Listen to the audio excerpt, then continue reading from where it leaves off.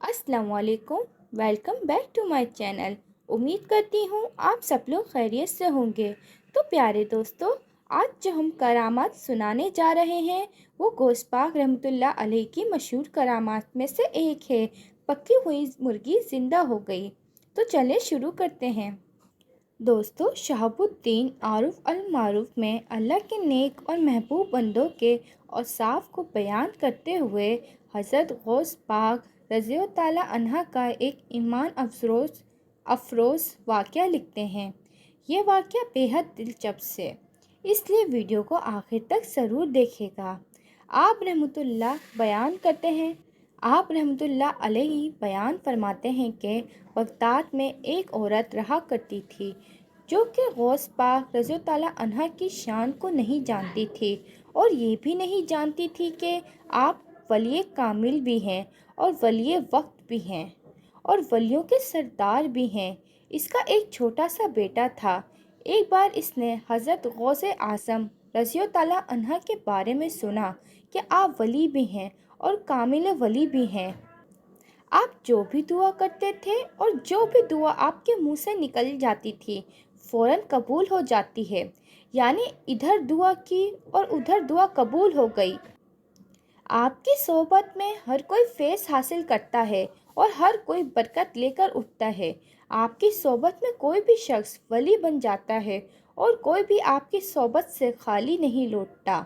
इसी वजह से आपको गौसुल आज़म कहा जाता है। इमदाद करने वाला, मदद पहुंचाने वाला, अल्लाह के हुक्म से मदद करने वाला गौसुल आज़म रज़ियल्लाहु ताला अन्हा के बारे में ये बात सुनकर इसका बेटा हज़रत गौसुल आज़म रज़ियल्लाहु ताला अन्हा के गिरवेदा हो गया और घर आकर माँ से कहने लगा, एक बुज़ुर्ग हैं जो वली भी हैं और वली कामिल भी हैं और सारी दुनिया इनसे फैज़ पा रही है।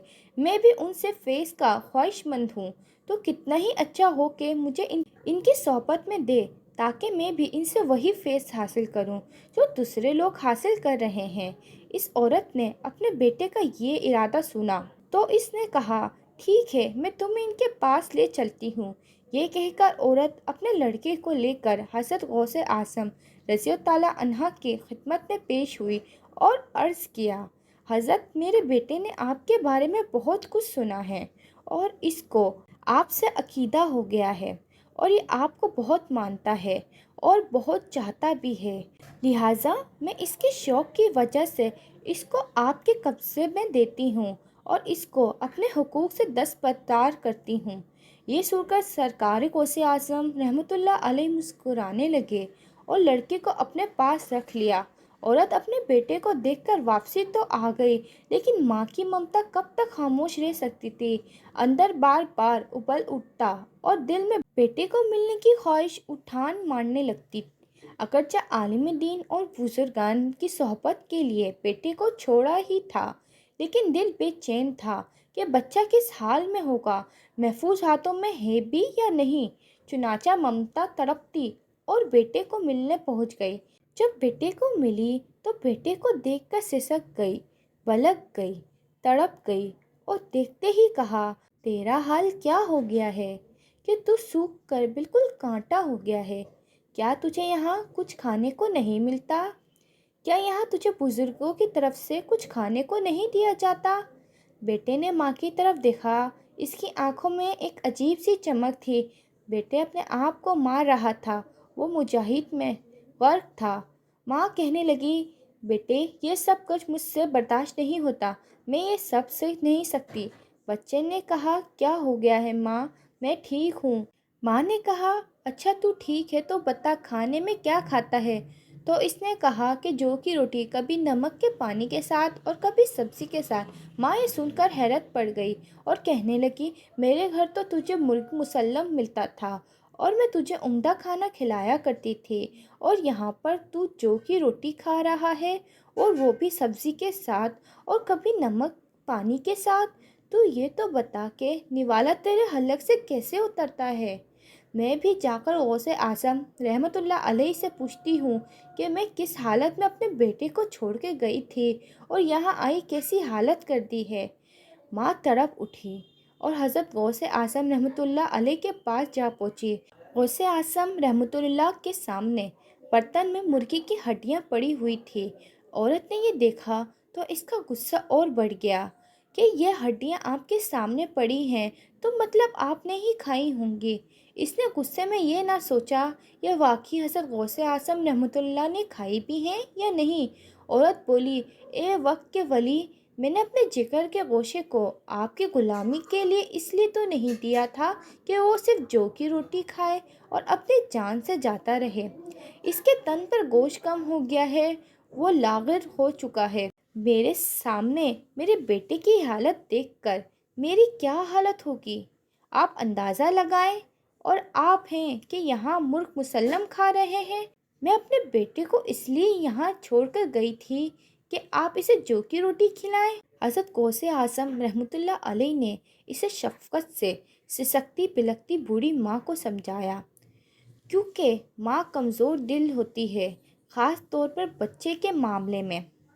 چنانچہ اسے سمجھایا کہ ریاست کا ایک ہی نتیجہ ہوتا ہے کہ جسم کی کفالت کم ہونے سے کمزور ہو جاتا ہے تاکہ روح کی عطافت بڑھ جائے، اس کی طاقت پر اضافہ ہوا۔ تمہارا بیٹا بھی اس مرحلے سے گزر رہا ہے۔ عورت نے فوراً بولی، مگر یہ کہاں کا انصاف ہے، آپ خود مرغ مسلم کھائیں اور میرا بیٹا جو کی روٹی کھائے۔ حضرت غوث اعظم رحمۃ اللہ علیہ نے کسی ناگواری کا اظہار کیا بلکہ مرغی کی ہڈیوں پر ہاتھ رکھا اور بلند آواز سے فرمایا، اللہ کے حکم سے کھڑی ہو جاؤ، تاکہ بوسیدہ ہڈیوں کو زندہ کرنے والا ہے۔ جیسے ہی حضرت غوث اعظم رحمۃ اللہ علیہ کی زبان مبارک سے یہ الفاظ ادا ہوئے، مرغی زندہ ہو گئی۔ حضرت غوث اعظم رحمۃ اللہ علیہ نے عورت کو مخاطب کر کے فرمایا کہ جب تیرا بیٹا اس قابل ہو جائے گا تو اسے اجازت ہے جو چائے کھائے۔ یہ دیکھ کر عورت بے ہوش ہو گئی اور کچھ دیر بعد ہوش میں آئی تو کہنے لگی، حضور، مجھ سے غلطی ہو گئی، مجھے آپ کو پہچاننے میں غلطی ہو گئی۔ لوگ آپ کے بارے میں جو بھی کہتے ہیں سچ ہی کہتے ہیں۔